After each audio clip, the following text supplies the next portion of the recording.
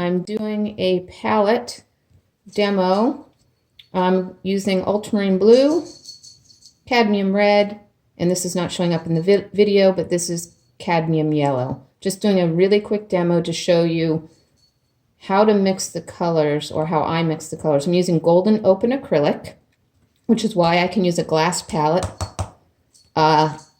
With regular acrylic, I would not, because as the paint dries so quickly that if you mix more water into it, you'd get these little kind of dried flecks of paint in it. But with the open acrylics, they stay open like oil paint. So for a little while, not quite as long. So I'm mixing blue and ultramarine blue and cadmium yellow, stepping up towards blue.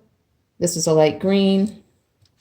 I'm now going to add white. Make sure when you're mixing these things, you're using clean. This is a clean pile of paint. This is a dirty pile of paint.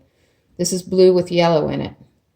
I'm using to mix this lighter yellow. Now I'm going to add a little bit of white, just in part of it, not the whole thing. I want to retain the mix that I started with. That's very light. That might be too light. I put too much white in, so this is going to be the last step right here, the lighter step. Now that I've done that lighter step and I only want to do my mid-tone, I have a little bit of white on this paint brush. Does not want to focus. That's okay. Anyway, so I'm just going to go ahead and get the medium step this way. When you're working with lighter colors, like yellows, you're not going to get as many steps because it already starts out, if you have a grayscale, which I don't have out here right now, but that would just, let's say you have 10 steps between darkest black and light white. All those grays in between would correspond tonally to all these colors. And when you start out really light, you're just not going to have as many steps until you get to white. And I'm not going to the fully lightest. I'm just making about 3 tones of each. And it's also why you might have more steps in between these 3, in between these 2. These are so dark you can get a wider range of grays, let's call them, or colors.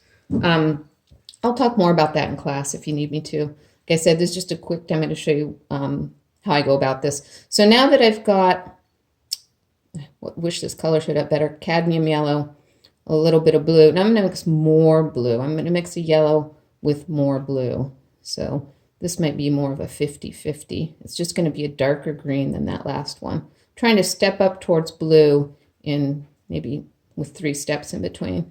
That looks pretty good. I'm going to get rid of this. A great way to keep your paint clean is to use a palette knife to move things around. I don't always do that. I'm often using a brush. Put my dirty paint off to the side. All right, so now I've got a good green mix here for my next step. That looks very dark on the screen. This is a little bit of a learning curve, right? So for instance, if I dip my brush into this white, it will get green in it. So if I don't want to do that, I take a palette knife, which is clean, to move the white over into where I want to do it. Now that white remains clean, so if I want to mix another color with it, I don't have it all dirty and messy. So now I've mixed enough white to get a mid-tone going over there. This doesn't have to be neat. It just has to be clear, with some clarity. Sorry about the shadows. Lighting setup on the fly. We all suddenly have to go online. So now I'm going to take more white. Oh, look, see, my brush was clean. So I did not leave and paint any there because I just cleaned my brush out pretty well. I think that's too much white. So there I've mixed my 3rd tone. And you know, you could keep going with this until you get pretty light. Okay. Cleaning your brush off really well is the most important part in doing these charts. Not necessarily in painting. I might not clean them as well in painting, but that's, you know, you want to get all the paint out of there. Let's see if I can show that a little better. All right, so the next would be the final one. And like I said, you could go on, you could put a step in between these two. This is again just demonstrating briefly how I do this. I don't want to go on and on forever. All right, I'm going to move that blue down there. Now this is just going to have a teeny bit of yellow in it. Just a wee bit. You might not even be able to tell online. I'm going to put a little bit more. You know, it's just more difficult. But the idea is that you're going to do this at your place. And then show me what you've done. All right, so that's actually a green. It's very hard to tell. You'll be able to tell. That's the other thing about these darker colors. I mean, I can see it because I'm live and in person. That's on the back. That red is on the back of my palette, so don't worry about that. All right, so now I'm going to get some white. Just so I'm, see, I got yellow in that white because my palette knife wasn't clean. There we go. All right, so take a little bit of that white. Now you can see the difference. I use a flat to do this. This is a flat. And it's just going to go right in here.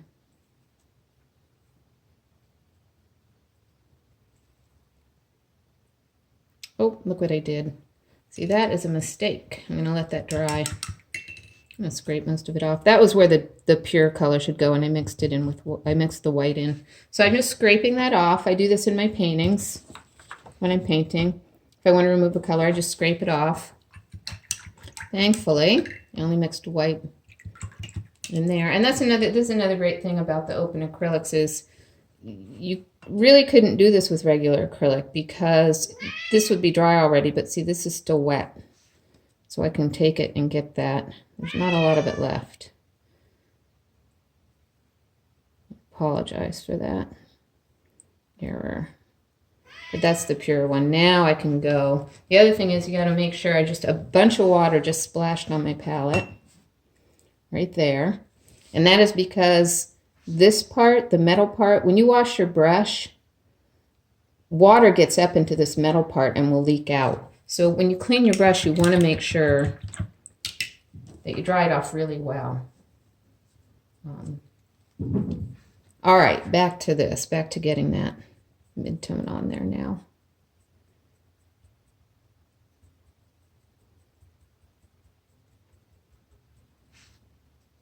There we go.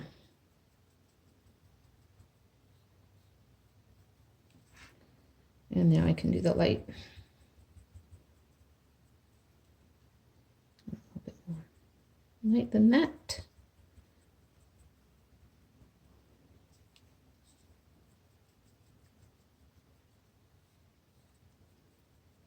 And so there we've completed